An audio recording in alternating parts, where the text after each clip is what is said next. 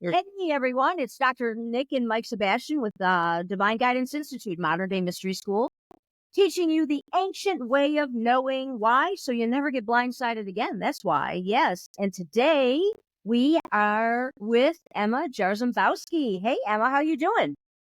good. How are you? Wonderful, wonderful. Thanks for joining us. I know you just got out of the gym. You just had a great workout, and Yep. Legs are you, screaming. I love it, love it. Yeah. You've had some recent trust yourself experiences, some recent experiences to share with us and the audience about not getting blindsided. Thank God. Yeah, yeah, yeah, yeah. And trusting yourself. I hear you have a great trust yourself story. And this is good, good, good, good. Because it's kind of what we teach, to trust yourself and to listen inwardly. And you always get that guidance. And a lot of people, they hear the message, but the message isn't real for them because they haven't stepped into it yet. They haven't listened through listening to trust yourself, to that intuition, that little voice speaking inwardly to us. So I'm glad you brought your story. Thank you. Yeah, yeah. Most people don't listen and then they get fucked over, they get blindsided, they get burned. So I guess you've been using these tools for a minute now. Yeah. Over a Yeah, year, maybe even 2 yeah, years by now. yeah. So, all right, why don't you tell us what happened recently with the I'm turning it over to you, darling. Yep. So it was about 2 weeks ago. I was on my way. I was driving to Grand Rapids, and I was on the freeway, and I was experiencing. There's a car in front of me that was constantly swerving in and out of lanes, and I had to veer off. I had to go towards the left, so like I had to stay in that direction. And I was too scared to go around him. So my gut feeling was telling me like something's not right. Like you need to keep your distance away from this car because it just was constantly swerving. I didn't really know what to do, but a voice inside was telling me to, stay back. So I kept my car about 4 lengths away from this car because I was so scared to be near this car. And then all of a sudden he veers off into all the way to the left, hits the stone wall, goes over all 4 lanes, hits the wall on the other side of the freeway. I have no idea how this car did not hit other cars, but there was so much smoke that I couldn't even see where this car was going, and my gut was just telling me to Emma, just like stop. So I stopped in traffic. Everyone in traffic stopped, and his bumper ended up landing 3 feet in front of my car. And if I would have even been like one more car length like forward, like that bumper would have hit me. Holy shit. And Wow. I just kind of like sat there for a second, and I was shaking. I was on the verge of crying, and because I basically saw my life and his life like flash before my eyes. And listening to that gut feeling, I knew something was wrong. I knew something was off, and it told me to stay back and stay away. And it literally saved my life. Wow, wow, no shit. Oh my gosh. It's like there were several moments in there where the voice was, loud, like stay away from the car. So you got several lengths back, but then with the smoke and you couldn't see and it told you to stop. That would even cause hesitation. You don't know if you should stay or go, stop or not. You're on the highway. Yeah, I pretty So, much just let like my intuition, like my first instinct take over, and I listened to it, and it literally saved my life. It was so terrifying. yeah, yeah. So, okay, so then you stop. So then this dude's bumper is separate from the car. I guess it was just laying on the ground in front of you, huh? Yeah, it landed 3 feet in front of me because I was already stopped at that point, and it like flung off of his car, and yeah, it landed 3 feet in front of me. So if I wouldn't have stopped at that exact moment, like 3 feet, is not that far away. It was literally so close to my car, and it was, and I never see car accidents ever, and it was very, very scary. Yeah, yeah, yeah, yeah. So then what? Did you guys sit? Did everyone sit for a minute, or then did you just drive around and keep going? Yeah, everyone in traffic stopped. Granted, there wasn't really that many cars on the road at that time, but everyone kind of stopped, and I just needed to collect myself for a minute or two. And one car ended up stopping and pulling over, and they went to go see if he was okay. But I, veered around the bumper and just kind of slowly but surely, like, made my journey to Grand Rapids. Wow. Wow. But yeah, everyone was stopped for at least a minute and a half, and this was like every single lane on the freeway was stopped. Your intuition saved your life, honey. You would have been all fucked up and mangled with this other car, this other driver, you know? Yeah. Oh yeah, and I'm like just getting like full body goosebumps just even like thinking about that experience again, because it was just like, who knows like what condition I would be in right now if I like Right. hadn't listened Right. to that gut feeling. Yeah. Okay, so let's bless the moment. May the blessings be. Okay. That reminds me, before we go into your next experience, Michael, long ago, you should tell this story. It's a really cool story. On the highway, when coming over the hill and then the car, Mhm. I don't want to give it away, but why don't you share that story with us, will you? Yeah, driving down the highway, and it was a 2-lane road, really. Oncoming traffic, and we were going up the hill. We were going pretty fast, 60, 70. And at the same time, all the lights went on the dash, and the car just shut down for no reason. And so I drifted over to the right, got off the road, and the guy behind me took my spot going 60 or 70, and a car came over the hill in our lane, and there was a big head-on collision. And there was a couple of people died, Oh my and god. bodies on the highway. And I realized in that moment that I had literally been protected, and whatever force it was, you could call it God or Holy Spirit or higher self, whatever, shut everything down and got me out of the way, literally. Oh And my god. it was kind of like a moment also when I got to Vietnam. I was in the artillery, been trained in artillery. Well, generally you don't die in artillery, even in a war zone, combat, etc., firefights, because you're in a fire base surrounded by hundreds of troops, and there's big guns there that we basically had been trained to shoot. And instead, when I got in country, I had a gut feeling, a very strong gut feeling, to switch over from the artillery to the infantry. And I ran into a captain the next day. We were having breakfast together, waiting to be reassigned. And he said, "Why don't you come into the infantry with me?" And everybody, all my buddies laughed, and they said, "You're crazy, right?" And I ended up joining the infantry based on my gut feeling was so strong. That voice said, "Do it, do it." Everybody laughed at me and said, "Mike, you're going to die. You should have stayed in the artillery. You're safe there in a fire base, but you're going out in the field and getting firefights. You won't last a week or two." As it turns out, the bad guys, the North Vietnamese, went around us in the infantry, overran the fire base, which is where I would have been stationed, and most of the guys got killed. All the guys I'd been with, my buddies, my friends. And it was like, looking back, I realized that listening to that voice, it was a life-changing moment, allowed me to sidestep death and continue with my life. So it was kind of like your moment. It reminds me of that, where you were really, really protected, and you basically did what your intuition told you to do. Consequently, you survived. And it's a life-changing moment. And it made me a believer. I mean, a total believer. I used to know about it, had faith in it, believed in it, but there's a big difference when it actually happens. It becomes an experience, and I knew it was true. And I knew to listen from there on out. You better believe I listened to that voice. So, reminds me of your story very much. Thank you for your story. It's a very good one. Oh yes, of Yeah. course. It's huge. Liminal. We call it a liminal moment when you use the tools, dream, signs, intuition, and the hue for discernment, and you have this experience or that experience. But then when you have the liminal moment of like walking through the door of knowingness, like up until that point, it's like, well, maybe, yeah, and it kind of works, and that's kind of cute or interesting.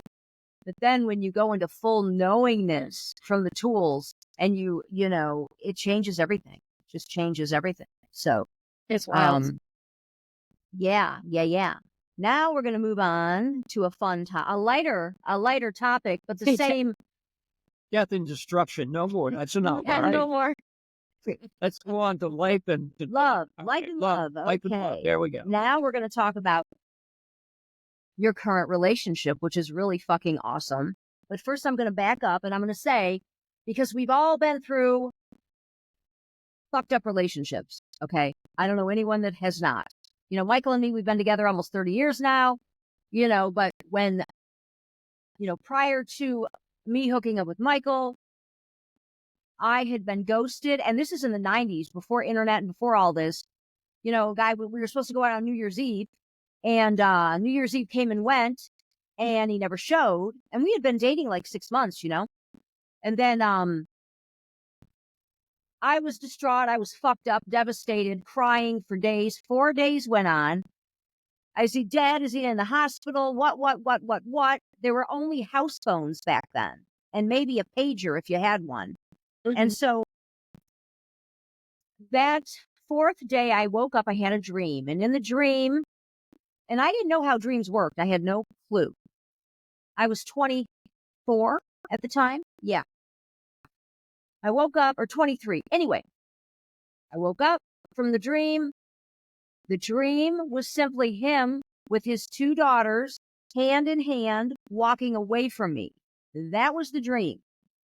When I woke up, I instantly knew he had gotten back with his family and was headed in another direction. That's why I never heard from the guy. That's why, till this day, I never heard from him, never saw him again. But, you know, the universe, call it the universe, Holy Spirit, God, we don't care what you call it, because it's the bottom line, it's the source, okay? And the source, we're all connected, and it gives us this ongoing data, 24/7, dream, signs, and intuition.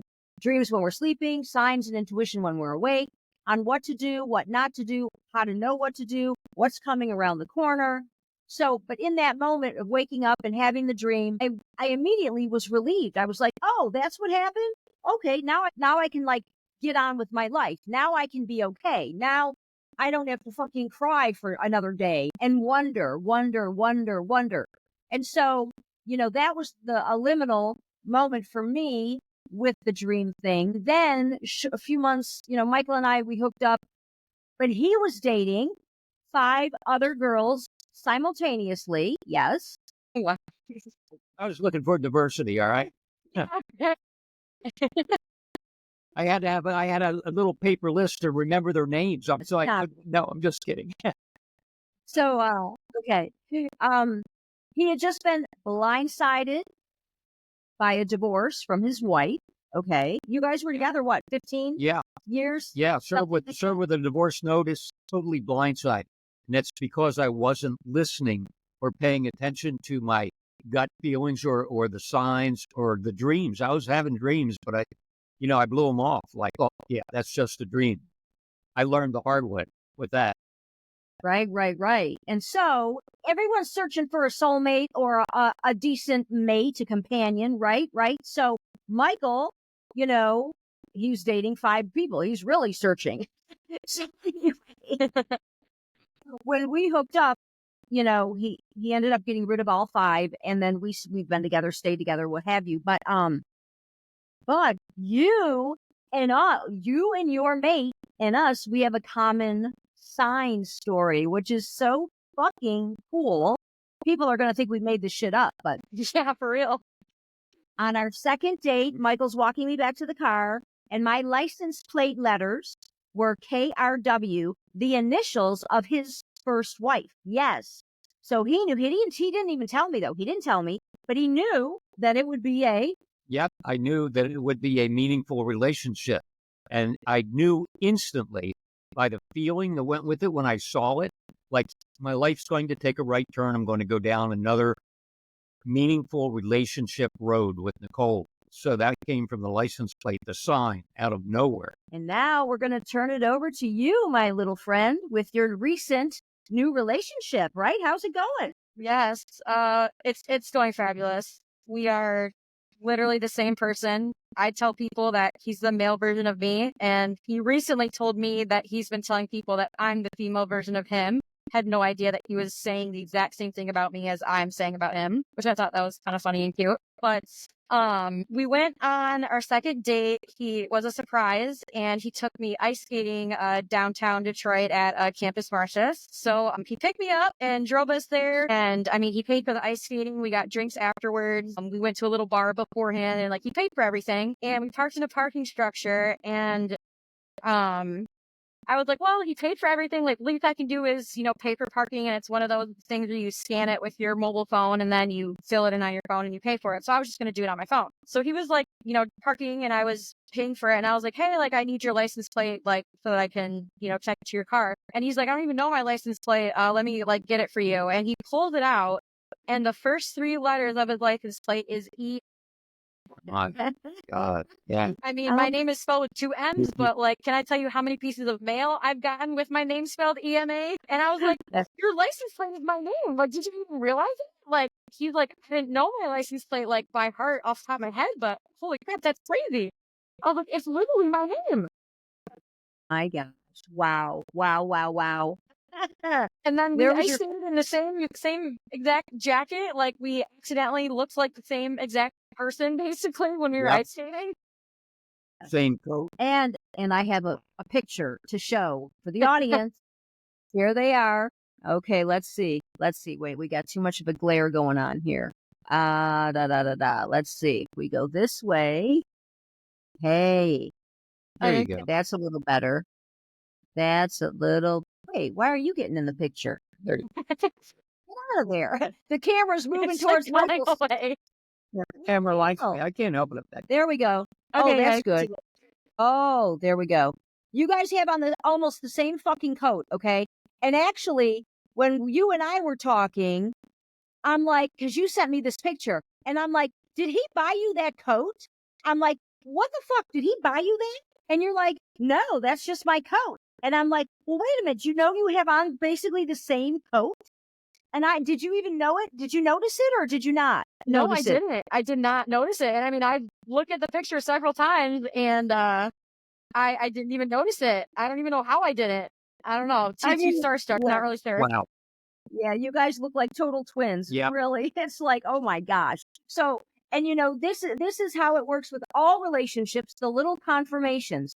The little confirmations along the way, whether it's a dream or a sign or a coat, which is a sign, letting us know, like giving us that confirmation. Because at the front end, everyone's wondering, is this going to work out? How's it going to go? My gosh, am I doing the right thing? Blah, blah, blah, on and on and on. And people would do anything to have a little insight into knowingness. And I mean, your license plate. Now, come on now. We've had the license plate thing. You had the license plate thing. It'll be really cool to see the journey unfold. And the coats. Yeah, you got the coats. You got the symmetry. And I used to teach mating dating, it was called, one of the courses in sociology at a college for years. And in order to teach the course, I did a bunch of extra research. So I made it fun and entertaining so people would enjoy it. It had to do with symmetry. And I really got into looking into a lot of when people are aligned, when they are meant to be, when you first meet the person, it's like attracts like. You've heard of the law of attraction. And that's the way it works. It's like a magnet. And maybe you're sitting at a bar and you both are sitting at a table and you both reach for your drink at the same time. And you start to say the same thing like, and you go, no, go ahead. And the other one goes, no, go ahead. It's like you are in such alignment, similar coats, everything. It's the names, the license. It's like, oh my God, all those signs have, what they're really saying is that you are in harmony and symmetry and synced up with that other person. That's the highest it gets here. That's the best that can happen. And you're very, very fortunate, and you've noticed all these things. And it's like, that means it's meant to be. You can go through that open door. And that's really exciting. I think it's really exciting. Yeah. I'm super giddy about it. We've worked together a couple of years now, and I've been with you through a couple relationships, and yeah, this one's different. This one's definitely different. 100%. And, you were even hesitant at the front end. There was one little thing, we won't get into it, one little thing that was like a potential issue. And we talked about it. And I said, well, just that thing might end up being nothing. That thing might disappear for you. Like when the person is right, the thing doesn't even matter. Do you know what I'm saying? So yeah. And then the other thing, you received some information of a derogatory nature, from one of his exes, okay, which is fucking whatever. And you and I talked about it. The bottom line, when two people have a similar state of consciousness, the negative attributes drop away. If two people are hooked up and they have a different SOC, a different state of consciousness, they're going to run into trouble. It's not going to be good. Oh, he was an asshole and she was a bitch and he was selfish and all of these things. When you hook up with the right person of a similar state of consciousness, it brings out the best. Both of you are vibing at the same level. So the negative attributes that someone might have exhibited in another relationship, that's not going to happen in this relationship. So you even combated the derogatory commentary from an ex because your gut overrode it. You're like, it doesn't fucking feel right. That shit does not fit this scenario. You want to, I'm going to throw it your way. Yeah. Yeah, it was pretty much just some things about, a past relationship that I heard about that he had that was a couple years ago. And upon finding out about it, it was like a possible hiccup. I mean, it kind of had my brain a little bit like, okay, like I wonder, what this is like. But my gut was telling me that no, this isn't accurate. This isn't right. Like I knew deep down to something my gut was telling me to not worry about it, to basically act like I didn't even read it because it doesn't matter. It didn't matter. Like I knew, like you said, like my gut feeling overrode like the initial derogatory things like that were being said. People can say a lot of things. You never really know like what is actually true and what is and what not. But especially with a lot of the experiences that I've been having recently with my gut talking to me, yeah, I know that everything is going to be okay. And him and I are just continuing to, ride the wave that we're on. And it's great. Yeah. And then, yes, you got to trust yourself. We can't listen to others. There's the spiritual law of silence, which really helps out. And, how about, are you a daily hewer, would you say? You use the hew regularly or once a week or what do you think? Yeah, I would say every day, if not every other day. At least 5 times a week. Okay, right on. And it's been pretty cool based on our conversations, times when you weren't hewing versus times when you were hewing. Life wasn't as smooth. And then the minute you started hewing again, it was like, oh my God, I'm remembering my dreams. I'm sleeping better. And it just like, it's like flipping a switch, the hew. Yeah, it literally was. Because there was several weeks where I didn't do it. And then you and I talked and you asked me if I was hewing. And I was like, oh my gosh, no, I'm not. Like, I just like completely, forgot. And yeah, I saw a huge difference, between, doing that daily, at least, every other day versus, completely forgetting about it. It was pretty wild. And this is like, I used to be an extremely anxious and I'm the best mentally I've ever been in my whole entire 31 years of living. Wow. That's a huge statement, honey. It's 100% true. Like it really is with every aspect of my life. So it really is amazing. It's like the best version of you, Yeah.